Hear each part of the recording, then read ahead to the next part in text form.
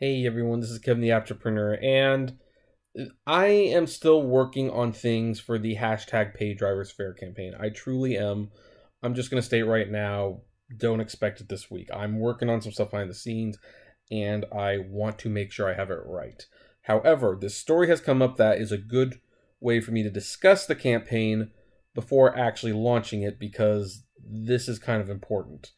I mean, people keep going like, oh, we want, one-day strikes, we want this, we want that, we want to get Uber to catch their attention.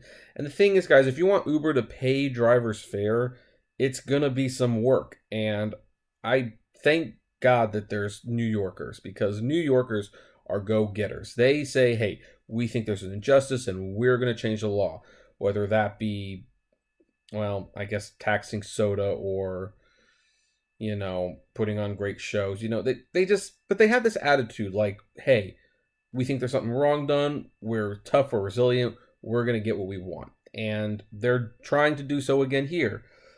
According to this article, Uber and Lyft drivers demanding a minimum wage mounted a campaign Tuesday to ensure they'll get one from their ride-hailing companies. More than 15,000 drivers signed a petition calling on the city to pass a law establishing a minimum wage that would hike the driver's pay by 37%, the Independent Drivers Guild said. The Guild also wants to cap the fees riders pay to the companies at 20%. The IDG, which represents more than 60,000 drivers, submitted the proposed rule to the city's Taxi and Limousine Commission, who, by the way, I'm sure are all for this, because the Taxi and Limousine Commissions have huge issues with Uber and Lyft, because Uber and Lyft can undermine the taxis in the prices. Now, of course, I've had some pretty mixed opinions of the taxi industry as it works with Uber, because people have been challenging me, and fairly recently, well, Kevin or App, do you still believe the taxi industries were unfairly undercut? Do you believe they were wronged? And my answer is a little mixed at this point. I think ultimately no, because Uber solved a problem that the taxi industry hadn't figured out: how to get more customers and how to get rides to people faster and more convenient. Where things get a little bit more murky is that I am, in principle and in practice, against companies undermining competition with prices where they themselves are not making money.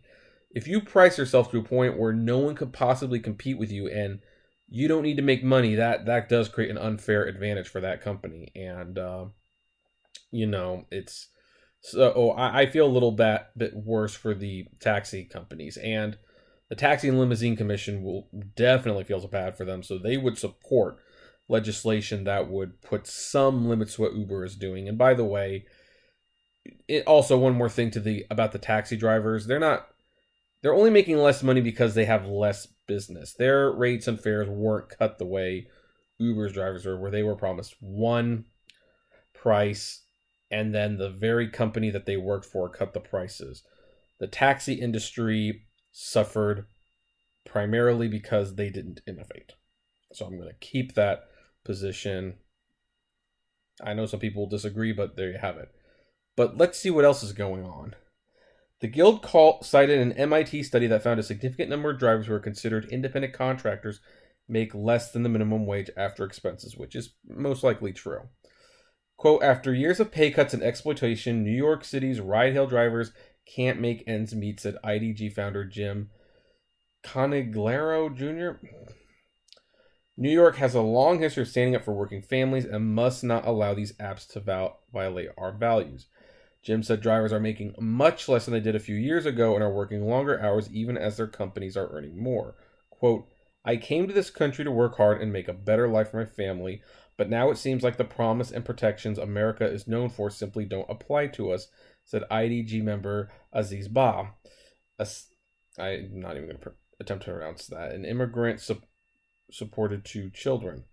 The city has to respond to rule petitions within 60 days. So we might be talking about this again very soon. Quote, Uber is always working to improve the driver experience, most recently through our 180 Days of Change campaign, which include improvements to earnings like fees for returned lost items, extra pool pickup fares, and tipping an Uber, it said. We have regular meetups with the Independent Drivers Guild to listen and discuss issues that matter most to them, which you clearly take nothing away from because, well, you'd pay us better if you listened at all to what we were saying. But no, you gave yourselves a pay raise without giving us anything, and you took away our surge. So, yeah, clearly you don't pay attention to anything we have to say. But the New York Taxi Workers Alliance called IDG a company-financed pseudo-union that still gets it wrong. Quote, we reiterate to the Mayor and Taxi Limousine Commission that we need a livable income and a halt to the race to the bottom, not proposal aimed at protecting Uber's bottom line, the group said. The Alliance wants the meter that regulated fares in yellow and green cabs to be the minimum rate of pay. Not a bad idea to start. Quote, Uber and Lyft already charge rates to passengers higher than the rate by which to compensate drivers, the Alliance said. So requiring the regulated taxi meter rate as the floor protects drivers from being undercut. I actually kind of agree with that. I do agree with that. You know, I would think what I would like to see happen is this, because I ultimately agree with less regulation, but Uber makes it very hard to do that. So I think both companies should have a flat fare that they have to charge, but maybe because meters are very different these days, maybe remove the meter tax from the taxis. That means the prices are kind of forced to be a little bit more in line, but the taxi industry also has a few less expenses, so maybe they can lower their prices a little bit if they so choose. And I think people would generally be okay with that. That's the end of the article. So I thank you, New Yorkers, for getting the ball rolling, but that's another thing we have to do, and that's something that I need to address myself. We need to have petitions, and we need to get Congress involved. We have to get some unions involved if you want something. And there's just so much that needs to be done, but I am working on it, and I will announce it in due time. It won't be very long, though, because right now Uber is definitely suffering, and I want to strike while the iron is hot. But in the meantime, you know, we need to take a page from New Yorkers. You know, they're a lot more proactive, especially in California. Drivers in California are not proactive. I mean, it's amazing how much of us are on YouTube, but when it comes to like signing petitions or writing to our congressmen, we don't do anything apparently. So anyway, what do you folks think? Are any of you from New York? Have you signed this petition? Are you aware of it? I would love to know. Comment below, like, favorite, share, subscribe. If you enjoy the videos I make, consider becoming a Patreon member for as little as $1 a month. And as always, flame responsibly. #PayDriversFair.